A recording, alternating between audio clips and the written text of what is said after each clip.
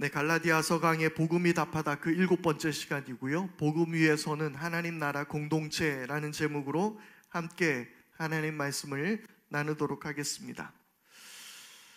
먼저 여러분들에게 오늘 설교의 본격적인 내용으로 들어가기 전에 오늘의 이 말씀은 저에게 이제껏 제가 설교를 해오면서 오늘 설교처럼 준비하기가 어려웠던 적은 없었던 것 같은 그런 본문이고 그런 말씀입니다.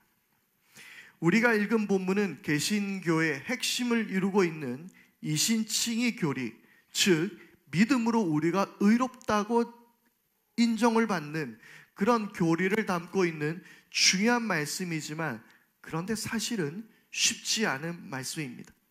여러 주석을 참고하고 여러 서적을 살펴보면 볼수록 해석하기가 매우 난해한 구절이기에, 또한 이 말씀은 지금까지도 여러 학자들 사이에 수많은 논란과 논쟁을 낳게 된 그런 구절이기 때문입니다.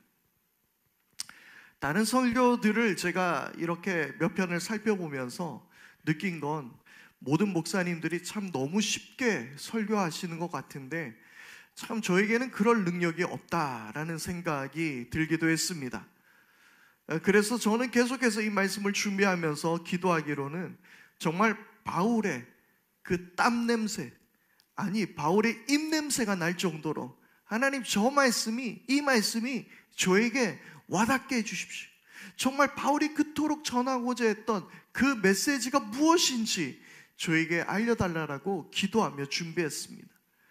그럼에도 아직 공부해야 될 것들이 많이 남아있음을 다시 한번 깨닫게 되는 오늘의 설교이기도 했습니다. 다음번에 제가 또 이 말씀으로 어떻게 설교를 하게 될지 저는 잘 모르겠습니다. 하지만 어제까지 제가 이 말씀을 정리하고 깨달은 것들을 오늘 여러분들과 함께 나누고자 합니다. 오늘 이 말씀을 통해서 새롭게 다가오는 하나님의 놀라운 은혜와 사랑을 여러분들이 경험할 수 있는 시간이 되기를 바라겠습니다. 지난주 우리가 나누었던 말씀의 맥락 속에서 우리는 오늘의 말씀을 한번 이어가 보도록 하겠습니다. 지난주 대사도였던 베드로를 정면으로 바울이 들이받는 이 타협없는 바울의 복음의 확신과 그리고 단호함, 우리는 그것을 말씀을 통해서 봤습니다. 안디옥 사건이라고 불리는 이 사건은 베드로가 안디옥을 방문했을 당시 이방인들과 함께 식사를 했었는데, 소위 야고보에게 속한 사람들이라 불리는 사람들이 방문하였을 때 베드로는 그 사람들을 두려워하여서 이방인과의 식사를 거부하게 되었던 것이었습니다. 그리고 이 사건으로 바울은 여러 사람들 앞에서 베드로에게 분명히 이야기하며 이렇게 말했습니다. 당신은 유대 사람인데도 유대 사람처럼 살지 않고 이방 사람처럼 살면서 어찌하여 이방 사람더러 유대 사람이 되라고 강요합니까?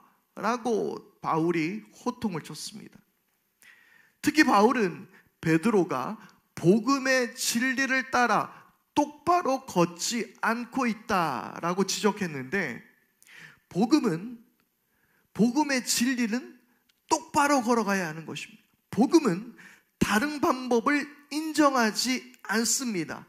또한 삶의 모든 자리, 모든 문화의 자리에서 복음이 우리를 이끌어 가도록 해야 하는 것입니다.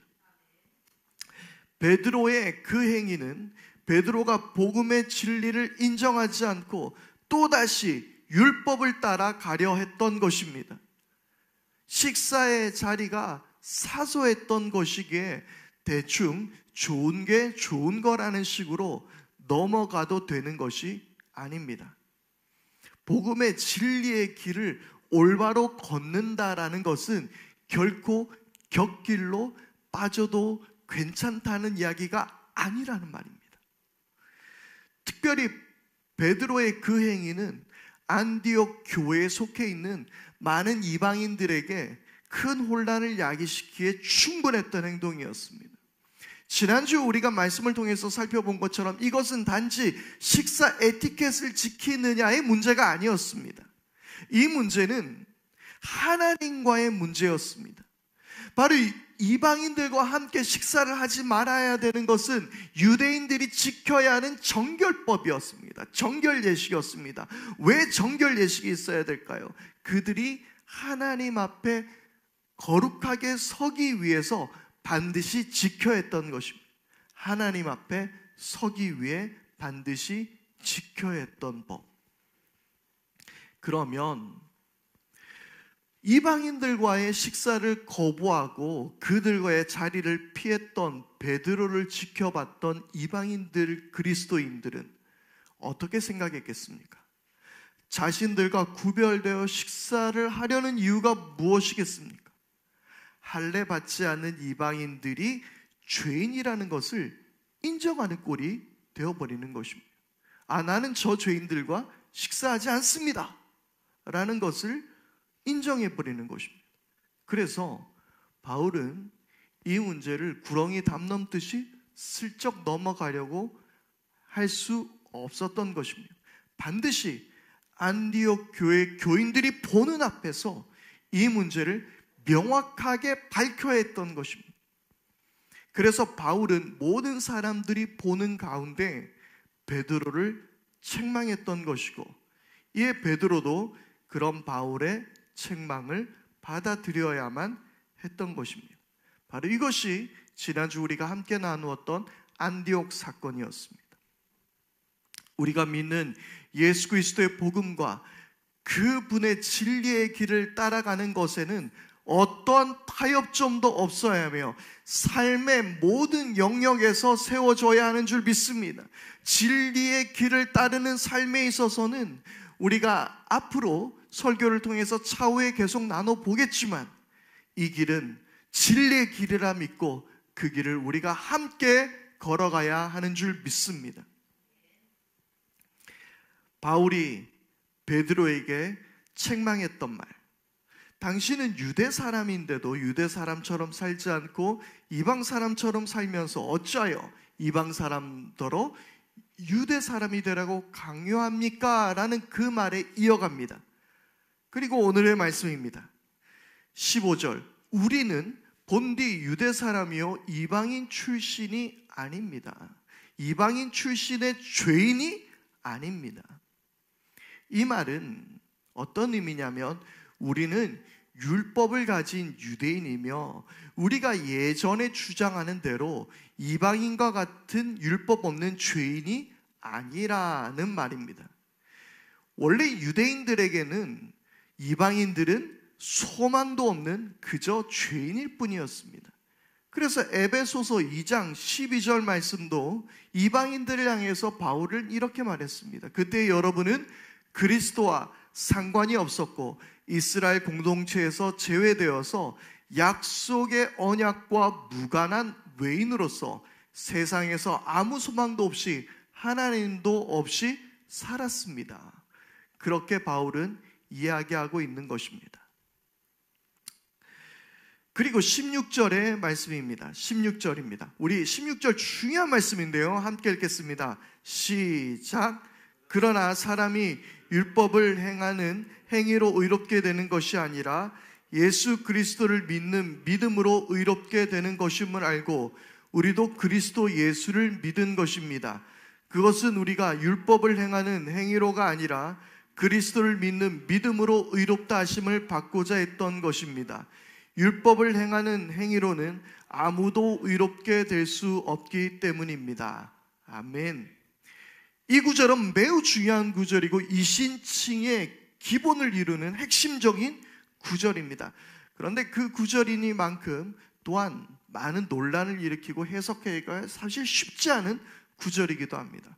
자, 이스라엘 백성들은 그들이 율법을 지킴으로 율법의 행위로 인해서 의인이며 이것은 이방인들과 구별되는 중요한 가치였습니다. 그들은 율법을 너무나도 사랑했습니다. 그들이 가진 이 율법을 있었기 때문에 그들은 그들 스스로 선민의식에 사로잡힐 수 있었습니다. 시편 1편 1절에서 2절 말씀입니다.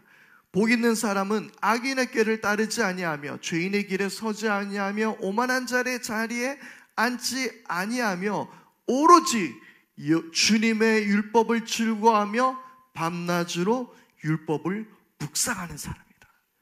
이것이 의인이며 이것이 복 있는 사람이라고 그들은 말하고 있었습니다. 주님의 율법을 즐거워하고 밤낮으로 묵상하는 사람, 이 사람이야말로 복된 사람이다 라고 이야기하는 것, 바로 자신들을 이야기하는 것이겠죠. 시편 119편 103절에서 105절의 말씀입니다. 주님의 말씀, 이 말씀은 또한 율법을 의미합니다. 주님의 말씀의 맛이 내게 어찌 그리도 단지요 내 입에는 꿀보다 더 답니다. 주님의 법도로 내가 슬기로워지니 거짓된 길은 어떤 길이든지 미워합니다. 주님의 말씀은 내 발의 등불이요 내 길의 빛입니다. 아멘. 유대인들에게 이 율법은 그러한 의미였습니다. 내 발의 등불이요 내 길의 빛입니다. 율법을 가진 이스라엘은 하나님이 인정하시고 선택하신 복된 민족이라 그들은 여겼습니다. 반면에 율법이 없는 모든 사람, 즉 이방인들은 죄인이라고 선언합니다. 그들은 망할 것이라고 저주합니다.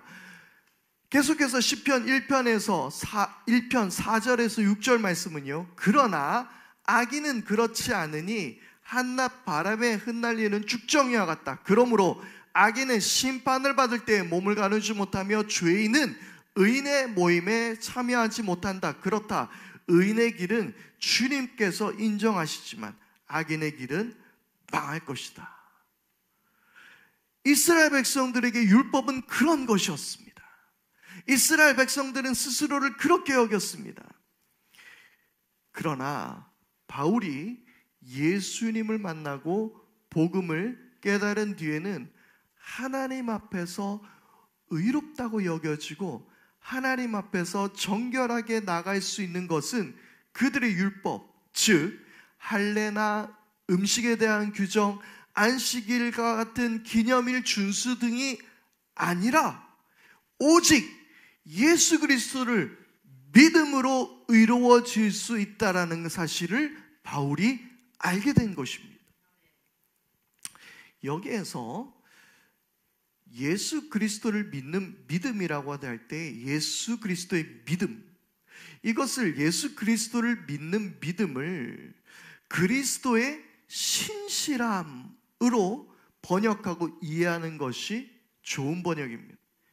여기에서 중요한 단어가 등장하는데 이 믿음이라는 단어, 즉 피스티스라는 헬라어인데요, 이것은 이 피스티스라는 단어는 믿음이라는 단어입니다. 그런데 이것은 어떤 대상이나 사실을 머리로서 동의하는 것, 지성적이거나 인지적으로 동의하는 단어가 아니라는 것입니다.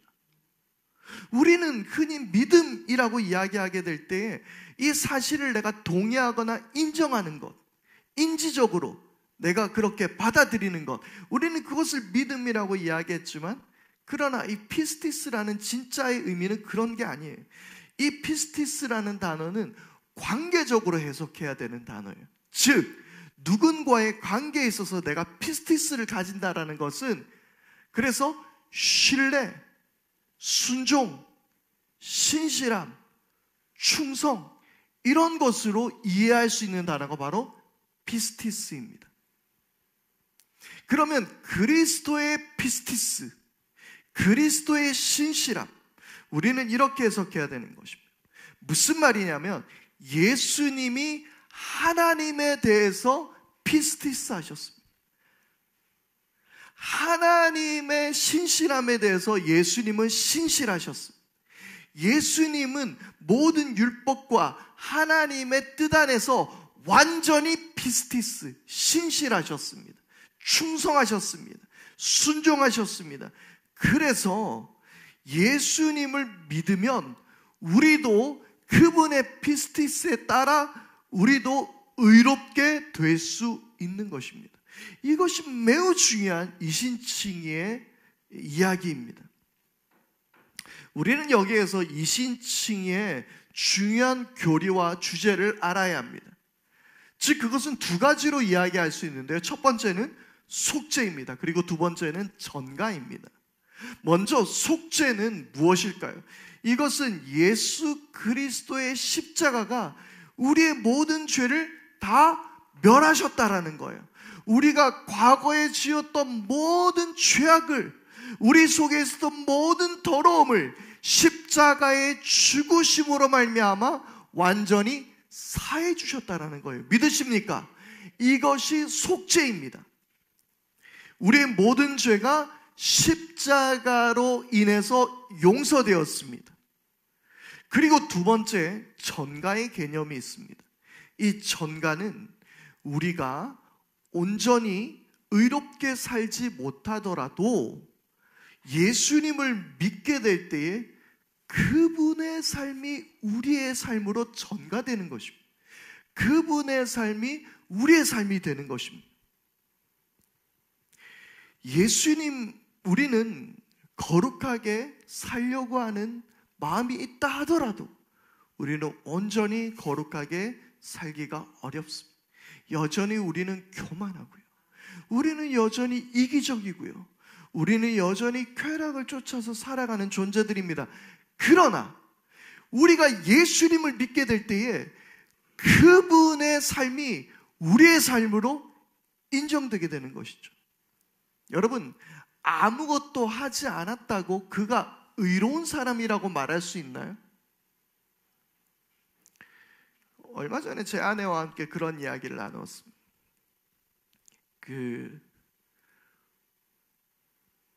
우리 집에 있는 이 새가 있는데요. 이 제이가 밥을 잘 먹었어요. 그래서 내가 아이고 우리 제이 착하네, 밥도 잘 먹네 라고 했어요. 그런데 제이가 밥을 잘 먹는 것은 착한 일이 아니에요. 그냥 밥을 먹었을 뿐이에요. 그건 그냥 내가 보기에 그냥 그렇게 이야기한 거예요. 사실 우리가 밥 먹고 살고 우리 이혜리도 이제 아기가 이제 뭐 할 수 있는 게 뭐가 있겠습니까? 근데 우리는 그 아이를 아이고 착하다 예쁘다라고 말하지만 사실은 착한 건 아닙니다. 오히려 밤에 좀 괴롭히고 해서 뭐 좀 그럴 수도 있겠죠.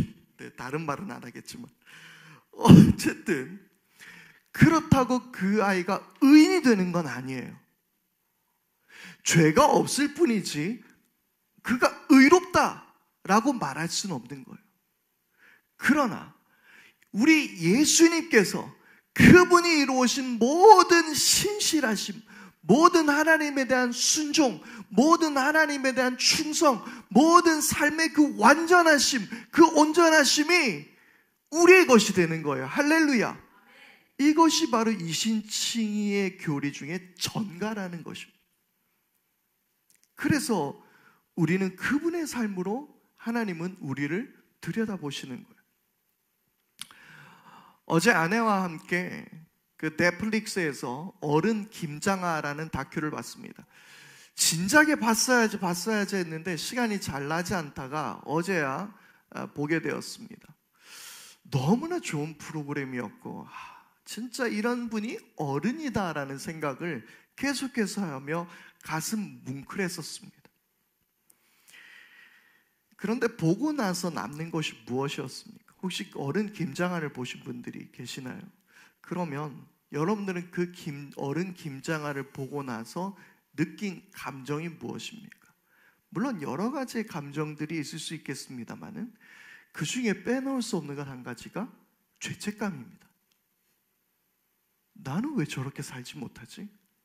한편으로는 그렇게 생각할 수도 있겠죠. 그래, 내가 약방을 해서 돈을 저렇게 많이 벌면 나는 저런 사람이 되었을 거야. 과연 그럴까요? 그분은 몇 수백억을 벌었지만 자동차가 없습니다. 걸어 다닙니다. 옷도 다 헤어질 때까지 입습니다. 그런데 인터뷰어들이 이분과 인터뷰하기가 가장 힘들다고요. 왜냐하면 어느 학교에 얼마를 기금하셨죠? 누구를 어떻게 도우셨죠? 라는 말을 하면 대답을 안 해요. 왜냐하면 자기 자랑이 될 수 있기 때문에. 그래서 더 이상 대화가 이어지지 않는 거예요. 그러니까 인터뷰가 안 되는 거예요. 실제로 그렇더라고요. 누구 도와주셨다면서요? 여기 얼마 하셨다면서 하니까 이분이 대답을 안 해요. 여러분, 그런데 정말 그런 삶을 바라보면서 제가 느끼고 있는 건 정말 난 뭐지? 그분은 40세에 고등학교를 세웠고, 그냥 고등학교를 세운 건 돈 많으면 그럴 수 있어요. 그런데 그것을 아무런 대가 없이 나라에 기부한 것입니다. 어떻게 그 일이 일어날 수 있지? 나보다 더 젊은 나이인데. 부끄러움이었습니다.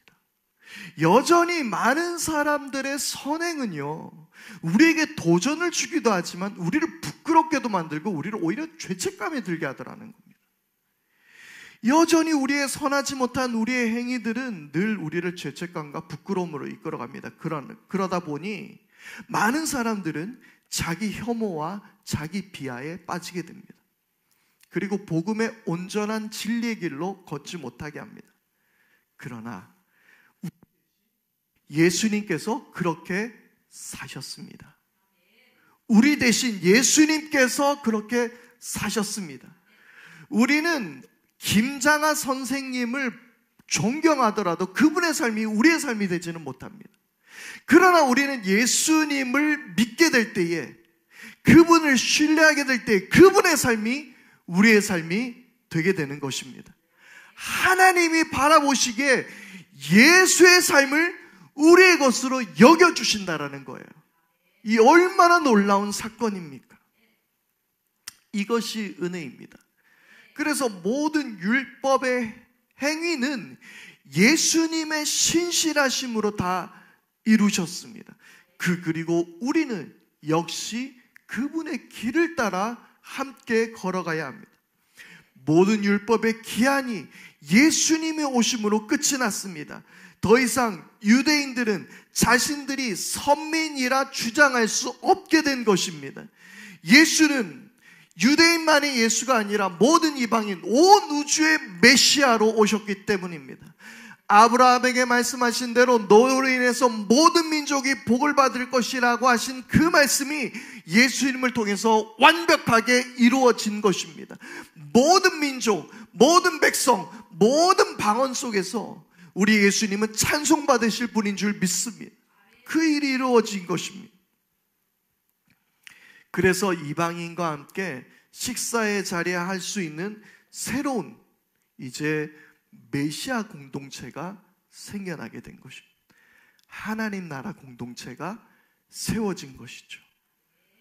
거기에는 이방인도 존재하지 않습니다. 유대인도 존재하지 않습니다.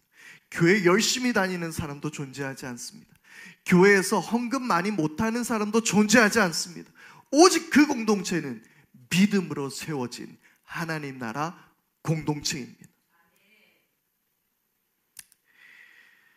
아무런 착한 구석이나 의롭다고 인정받을 만한 구석이 없지만 예수님의 신실하심으로 의롭다고 인정받은 그러한 믿음의 공동체인 것입니다. 자, 이제 우리는 위대한 20절의 말씀에 이르렀습니다. 자, 20절 말씀을 다 같이 함께 이 말씀을 읽겠습니다. 시작. 나는 그리스도와 함께 십자가에 못 박혔습니다. 이제 살고 있는 것은 내가 아닙니다. 그리스도께서 내 안에서 살고 계십니다.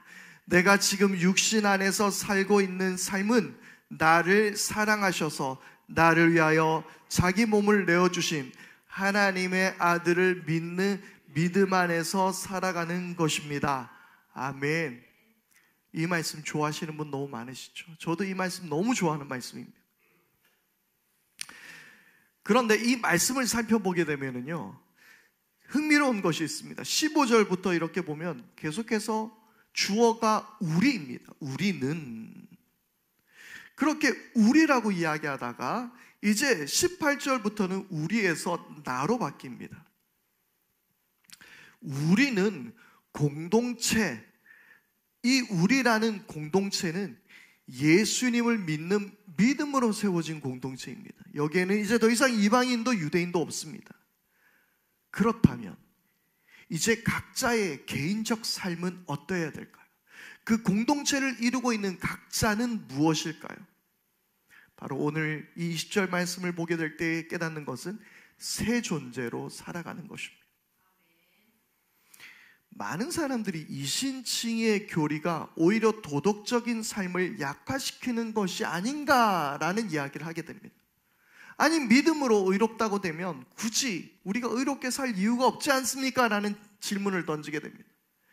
그런데 바울은 우리라는 주어에서 나라는 주어로 바뀌게 되면서 자신의 삶으로 이야기합니다. 그는 율법에 대해 정통했으며 누구보다 율법 준守를 잘 실천했습니다. 여러분, 우리가 이 율법의 행위 그리고 율법에 우리가 지키는 것에 있어서 누구든지 율법으로 따라 사는 삶은 힘든 삶이다. 누구든지 율법대로 사는 건 어렵다. 그래서 율법은 불완전하다라고 이야기하고 있지만 그렇지 않습니다. 바울은 정말 율법을 온전히 준수하는 사람 중에 한 명이었습니다. 그러나 그는 예수 안에서 더 이상 그것을 자랑할 수 없게 되었습니다. 그런 율법의 삶이 의미가 없었습니다. 어쩌면 누구보다 이 바울은 유대인으로서의 긍지를 가지고 살았을 것입니다. 그래서 그 긍지와 교만이 그리스도인들을 잡아서 죽이려는 열심으로 이어졌을지 않을까요? 그러나 그렇게 살았던 그는 십자가에 못 박혔다라고 이야기합니다. 19절에는 율법으로는 죽어버렸다라고 그는 선언합니다. 더 이상 율법의 행위에 매달려 살고 유대인과 이방인의 선을 긋고 살았던 바울은 죽은 것입니다. 살고 있지 않았습니다. 그런데 그는 살았다라고 말합니다. 그런데 그 살았던 그는 더 이상 그런 바울이 아니라 내 안에 사시는 그리스도라고 이야기하고 있는 것입니다. 사랑하는 여러분, 이전의 여러분들은, 죄인된 여러분들은, 교만했고 이기적이었던 우리들은 죽었습니다. 내가 남들보다 헌금을 더 많이 낸다고 해서, 나는 저 사람보다 죄를 덜 지었다라고 해서, 나는 더 의로운 사람이라 여겨졌고 나는 저 사람보다 더 나은 존재라고 생각했던 우리의 모든 모습이 십자가에서 죽었습니다. 그리고 그리스도가 우리 가운데 사시게 된 것입니다. 왕이신 메시아, 온 우주의 왕이신 메시아가 내 속에서 살고 있는 것입니다. 여러분, 그분이 우리 속에 있습니다. 그분이 우리를 통하여 살고 계십니다. 하나님 앞에서 우리는 그러므로 예수님처럼 거룩하고 아름다운 존재입니다. 내 안에 사시는 것이 누구라고요? 예수라고요. 메시아라고요. 그러면 우리는 그리스도 예수처럼 아름다운 존재들입니다.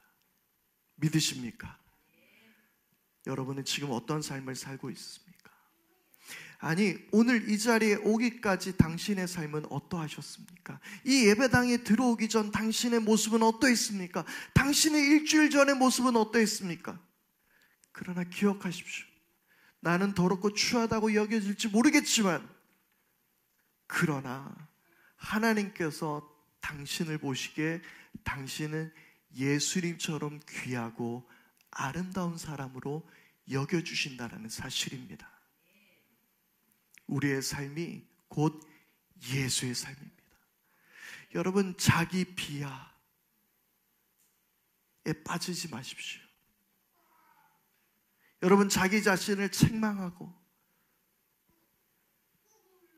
내 자신을 모독하지 마십시오. 나는 예수님과 같은 존재입니다. 하나님께서 보시기에 여러분들은 예수님처럼 아름다운 사람들입니다. 하나님께 신실함으로 자신의 몸까지 내어주신 우리는 이제 그분을 신뢰하면서 사는 것입니다. 그러니 우리는 이신칭의 교리가 아무렇게 살게 만들 수 없음을 우리는 깨달아야 합니다. 겸손하게 그분의 사랑으로 우리도 살아야 하는 것입니다.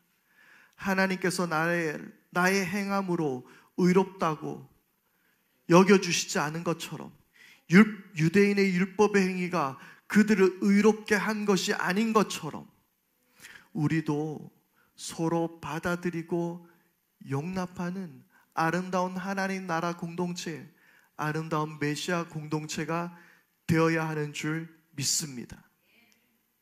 우리 모두를 하나님께서 그렇게 받아주셨어요. 그것이 바로 우리 교회가 지향하는 하나님 나라 가족 공동체예요. 몇 해 전 극동방송 프로그램 중에서 그 1분 기도라는 프로그램이 있습니다. 제가 그 프로그램에 그 1분 기도를 해달라고 부탁을 받은 적이 있었습니다. 1분을 가지고 이 나라를 위해서 기도하는 시간이었어요. 그래서 저도 그 녹음을 위해서 이제 부스 안에 들어가서 녹음을 하고 있었는데 세상에 저는 1분이 그렇게 짧은 시간인지 그때 처음 알았습니다. 1분이 진짜 짧은 시간이구나 해서 막 여기저기 편집하고 여기저기 잘라내고 해서 다시 원고를 만들어서 1분 안에 기도를 했습니다. 1분 안에 함축해서 기도를 했습니다. 그런데 제가 했던 기도 가운데서 이런 내용이 있었습니다. 이 땅에서 차별과 혐오가 사라지는 나라가 되게 해달라는 내용이었습니다. 그리고 녹음을 하고 마쳤습니다. 그런데 담당 PD가 저에게 다가왔습니다. 그 부분을 삭제하고 다시 녹음을 해달라는 부탁이었습니다. 이유인즉슨 지금도 그렇지만 당시 차별금지법에 대해서 교회가 반대하고 있는데 이런 기도 내용은 부적절해 보인다는 것이었습니다. 그 PD가 무슨 이야기를 하려는지 한편으로 이해는 됐습니다. 하지만 저는 그 순간 한국 교회가 망해간다는 소리가 들렸습니다. 여러분, 교회에서 차별과 혐오를 없애자라는 말을 할 수 없다는 게 이 얼마나 말도 안 되는 어처구니 없는 이야기입니까? 바울이 그토록 눈물을 흘리며 갈라디아 사람들을 향해서 그렇게 부르짖었는데 교회가 차별과 혐오에 대해서 이야기하지 말고 입을 닫으라는 것이 이게 말이나 되는 이야기입니까? 물론 법에 민감한 사안이 있습니다. 하지만 그렇다고 해서 우리가 차별과 혐오를 허용할 수는 없는 것입니다. 지금도 사회 곳곳에서 오히려 교회가 중심이 되어서 편을 갈아놓는 일들을 너무나 많이 보고 있습니다. 최근 많은 논란이 되고 있는 한 다큐 영화가 있습니다. 그런데 그 다큐 영화에 대해서 막 찬반 이론이 많습니다. 진보와 보수가 갈립니다. 그래서 인물을 어떻게 해석하는지에 대해서 많은 논란이 있습니다. 그런데 교회가 앞장서서 단체 상영을 하고 단체 관람을 하고 아예 어떤 교회는 상영권을 사서 교회에서 상영하는 일까지 벌어졌습니다. 정치적 견해를 떠나서 뭔가 잘못돼도 한참 잘못되는 것 아닙니까? 교회가 편을 가르고 있다고요. 여러분, 오늘 설교를 준비하면서 지금 우리가 갈라디아서를 읽는 이유라는 책에서 이런 내용을 봤습니다. 믿음으로 의롭게 된다는 교리가 하나님과 사람 사이의 단절만 회복시키는 것이 아니라 사람과 사람 사이에 존재하는 장벽도 무너뜨리는 하나됨의 교리라는 사실을 우리가 다시 붙잡았으면 합니다. 오직 예수 그리스도를 믿음으로 하나님의 백성이 된다는 선언은 그 진리 하나만으로 서로 다른 성별과 인종과 계급과 사상을 가진 사람들을 그리스도의 한 백성으로 창조해내는 강력한 능력을 갖고 있습니다. 여러분, 이것이 바로 복음의 능력입니다. 이것이 복음입니다. 에베소서 2장 14절에서 16절 말씀입니다. 그리스도는 우리의 평화이십니다. 그리스도께서는 유대 사람과 이방 사람이 양쪽으로 갈라져 있는 것을 하나로 만드신 분입니다. 그분은 유대 사람과 이방 사람 사이를 가르는 담을 자기 몸으로 허무셔서 원수된 것을 없으시고 여러 가지 조문으로 된 계명의 율법을 폐하셨습니다. 그분은 이 둘을 자기 안에서 하나의 새 사람으로 만들어서 평화를 이루시고 원수된 것을 십자가로 소멸하시고 이 둘을 한 몸으로 만드셔서 하나님과 화해시키셨습니다. 아멘. 이것이 예수께서 하신 일이었습니다. 여러분, 거리에서 전도하시는 분 중에 예수 천당 불신주역을 외치시는 분들이 있습니다. 맞는 말입니다. 100% 동의합니다. 그러나 이 말을 잘못 해석하면 이렇게 해석될 수도 있습니다. 우리는 예수 믿어서 천국 가고 너희들은 다 지옥 간다. 여러분, 이 말은 그렇게 구별짓는 말이 아닙니다. 우리가 전해야 할 복음은 나와 너, 우리와 너희를 구분하는 것이 아니라 누구든지 예수 그리스도를 믿으면 구원을 받게 된다는 사실입니다. 여러분, 우리 가운데서 내가 누구보다 조금 더 나은 사람이라고 생각하고 있지는 않았습니까? 우리의 행위가 누구보다 좀 더 깨끗해서 내가 좀 더 나은 존재로 여겨지며 타인과 자신의 선을 긋고 있지는 않습니까? 그것이 가족은 아닙니까? 그것이 우리 교회는 아닙니까? 내가 남보다 조금 더 나은 사람이라고 생각하고 있지는 않습니까? 하나님이 나를 좀 더 기뻐하실 거라고, 내가 헌금을 많이 했기 때문에, 내가 주일 출석을 더 많이 했기 때문에 하나님은 나를 더 기뻐하실 거라고 생각하고 계십니까? 만약 그렇다면 그것은 그리스도의 죽음을 헛되게 하는 것입니다. 21절의 말씀입니다. 나는 하나님의 은혜를 헛되게 하지 않습니다. 의롭다고 하여 주시는 것이 이 율법으로 되는 것이라면 그리스도께서는 헛되이 죽은 것이 됩니다. 사랑하는 여러분, 오늘 저와 여러분들을 믿음으로 의롭다고 여겨주신 주님을 찬양하십시다. 그리고 이제는 더 이상 내가 사는 것이 아니라 내 안에 예수께서 사시는 것이며, 우리는 예수로 새롭게 된 존재들, 하나님 나라 공동체임을 우리가 기억하며 하나님과 우리 사이를 연합하듯 우리도 우리가 하나로 연합되어진 존재라는 것을 기억하며 우리가 주님 앞에 겸손히 나갈 수 있기를 바랍니다. 이 시간 우리 다 같이 함께 말씀 앞에 결단하며 함께 우리 찬양하십시다.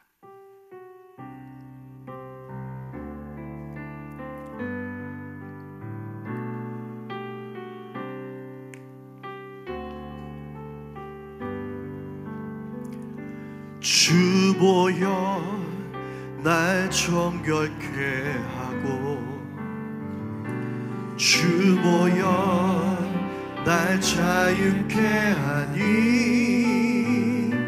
주 앞에 나 예배하는 이 시간 나의 모든 것을 주께 드리네. 주의 손 날 위에 지키셨고, 주의 발 날 위에 박히셨으니 이제는 내가 사는 것이 아니요 오직 주를 위해 사는 것이라. 주의 손에 나의 손을, 주의 손에 나의 손을 보게고, 또 주의 말에 나의 말을 보게요. 나 죽고 또 주와 함께 살리라. 영원토록 주 위에 살리라. 주의 손에 나의 손을, 주의 손에 나의 손을 포개고 또 주의 말에 나의 말을 포개요. 나 주와 함께 죽고 함께 살리라. 영원토록 주 위에 살리라. 주 위에 살리라. 이 시간 우리 함께 기도하며 나가십시다. 주님의 십자가로 인하여서 우리를 온전히 주님께서 받아주셨습니다. 나를 그리스도로 여겨주셨습니다. 그리스도 예수의 삶으로 우리를 여겨주셨습니다. 우리를 의롭게 하셨습니다. 우리가 그것을 온전히 믿음으로 받아들이기를 바랍니다.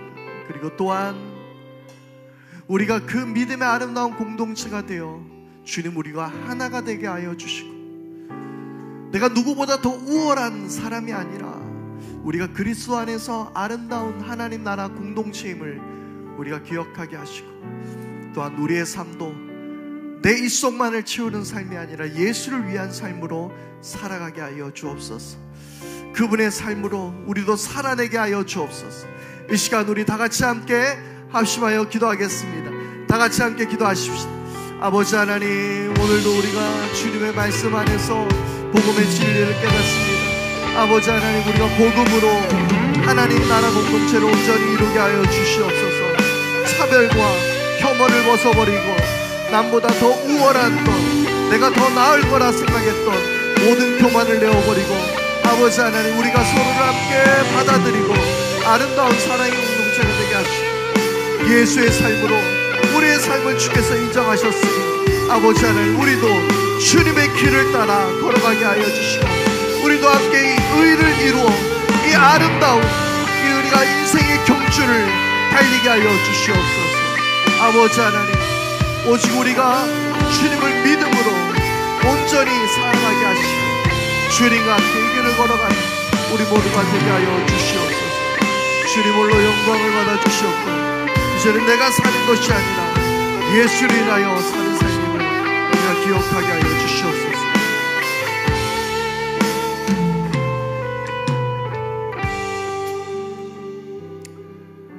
이제 내가 사는 것은 내가 사는 것이 아니라 나를 위하여 자기 아들을 우리에게 주신 하나님의 아들을 믿는 믿음, 그분의 신실하심을 믿는 그 믿음 안에서 우리가 사는 것임을 고백합니다.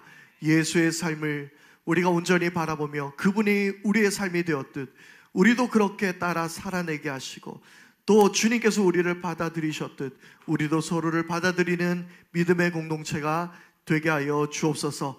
오늘 말씀 앞에 결단하며 우리 사도들의 신앙의 고백을 따라 우리도 다 같이 함께 사도신경으로 신앙을 고백하오니, 나는 전능하신 아버지 하나님 천지의 창조주를 믿습니다. 나는 그의 유일하신 아들 우리 주 예수 그리스도를 믿습니다. 그는 성령으로 잉태되어 동정녀 마리아에게서 나시고 본디오 빌라도에게 고난을 받아 십자가에 못 박혀 죽으시고 장사된 지 사흘 만에 죽은 자 가운데서 다시 살아나셨으며 하늘에 오르시어 전능하신 아버지 하나님 우편에 앉아 계시다가 거기로부터 살아있는 자와 죽은 자를 심판하러 오십니다. 나는 성령을 믿으며 거룩한 공교회와 성도의 교제와 죄를 용서받는 것과 몸의 부활과 영생을 믿습니다. 아멘. 자리에서 다 같이 일어나서 우리